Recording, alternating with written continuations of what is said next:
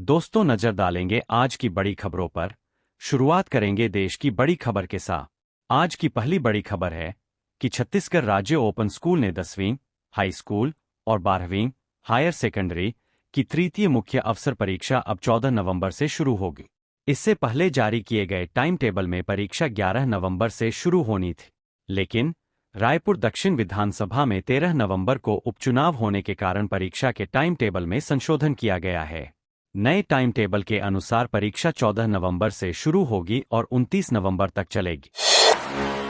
उत्तर प्रदेश के मुख्यमंत्री योगी आदित्यनाथ ने झारखंड विधानसभा चुनाव में प्रचार के दौरान महागठबंधन पर जोरदार हमला बोला। सीएम योगी ने हेमंत सोरेन सरकार के एक पूर्व मंत्री आलमगीर आलम की तुलना मुगल शासक औरंगजेब से की है। कोदरमा में मंगलवार को एक चुनावी रैली को संबोधित करते हुए उन्होंने कहा कि एक आलमगीर आलम औरंगजेब था जिसने हमारे देश को लूटा था और मंदिरों को तोड़ा था। जशपुर जिले के नारायणपुर थाना क्षेत्र के 17 ग्रामीण महिलाओं से धोखे से विभिन्न बैंकों का लोन स्वीकृत कराकर 13,14,000 रुपए की ठगी करने के मामले में बड़ी कार्रवाई करते हुए फरार चल रहे मामबेटा को गिरफ्तार कर लिया है। विधानसभा उपचुनाव के मतदान की तिथि नजदीक आने के साथ ही प्रमुख राजनीतिक दलों के प्रत्याशियों का प्रचार अभियान परवान चढ़ने लगा है। चुनावी रण में अब भाजपा कांग्रेस के स्टार प्रचारक भी उतर गए हैं। कांग्रेस नेता सचिन पायलट के बाद मंगलवार को भाजपा के लिए शिक्षा मंत्री मदन दिलावर दौसा के चुनावी रण में उतरे। इस दौरान मदन दिलावर ने सचिन पायलट के आरोप पर पलटवार करते हुए कांग्रेस पार्टी को नेत्रहीनों का समूह बताए। राजस्थान के नेफ्सा परिवारों, राशन कार्ड धारकों को आज से बड़ी खुशखबरी मिलने जा रही है।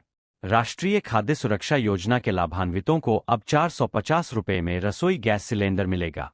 दरअसल मुख्यमंत्री बजट घोषणा 2024 से 25 के अनुसार रसोई गैस सिलेंडर सब्सिडी योजना का विस्तार करते हुए राष्ट्रीय खाद्य सुरक्षा योजना के लाभान्वितों को 450 रुपये में एलपीजी गैस सिलेंडर उपलब्ध करवाया जाएगा। नवंबर तक अपने नजदीकी उचित मूल्य दुकानदार पर पोस मशीन के माध्यम से समस्त सदस्यों के आधार नंबर की सीडिंग, ई-केवाईसी, परिवार के सदस्यों के नाम एवं एलपीजी आईडी की सीडिंग करवानी होगी। राजस्थान की 35,000 खानों में से करीब 23,000 खाने 3 दिन बाद बंद हो जाएंगी। इससे करीब 15 लाख लोगों के सामने रोजगार का संकट खड़ा हो जाएगा। एनजीटी ने लगभग 23,000 खानों को 7 नवंबर 2024 तक राज्य स्तरीय पर्यावरण कमेटी से अनापत्ति प्रमाण पत्र एनओसी लेने के निर्देश दिए थे, लेकिन खान विभाग 12,000 खान संचालकों के ही एनओसी के लिए आवेदन कर सका। इनमें से भी लगभग 1,000 खानों को ही एनओसी जारी हो सके हैं। किडनी का सही तरीके से कार्य करना हमारे स्वास्थ्य के लिए अत्यंत आवश्यक है। किडनी रक्त को छानकर शरीर से विषैले पदार्थों को बाहर निकालने का कार्य करती है। हालांकि कई कारणों से, जैसे कि अस्वस्थ आहार और जीवन शैली, किडनी को नुकसान पहुंच सकता है, जिसके कुछ संकेत हमारे शरीर में दिखाई देते हैं। इन संकेतों की समय पर पहचान करके आप उचित उपचार और सावधानियों के माध्यम से किडनी को फिर से स्वस्थ बना सकते हैं। अब डिजिटल जीवन प्रमाण पत्र बनवाने के लिए पेंशनभोगियों को किसी भी प्रकार के कागज प्रस्तुत करने की आवश्यकता नहीं होगी। अब पेंशनर घर पर आसानी से अपना जीवन प्रमाण पत्र बनवा सकेंगे।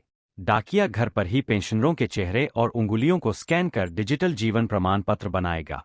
पेंशनर को महज आधार संख्या और पेंशन का विवरण देना होगा। India post payment bank (IPPB) ने पेंशनभोगी कल्याण विभाग के साथ समझौता किया है। दिवंगत बॉलीवुड अभिनेता सुशांत सिंह राजपूत के पूर्व हाउस मैनेजर सैमुअल मिरांडा को अब सुप्रीम कोर्ट ने बड़ी राहत दी है। सुप्रीम कोर्ट ने 10 अप्रैल के लुक आउट सर्कुलर (एलओसी) को रद्द करने के बॉम्बे हाई कोर्ट के फैसले को बरकरार रखा है। साथ ही इस फैसले के खिलाफ केंद्र की ओर से दायर याचिका को खारिज कर दिया। मध्य प्रदेश में सरकारी नौकरियों में अब महिलाओं को 35% आरक्षण मिलेगा। सिविल सेवाओं में महिला आरक्षण को 33% से बढ़ाकर 35% कर दिया गया है। इस संबंध में प्रस्ताव पर मंगलवार को आयोजित कैबिनेट बैठक में मुहर लगी है। इस निर्णय से सरकारी नौकरियों में महिला पुरुष कर्मचारियों का लिंगानुपात बेहतर होगा।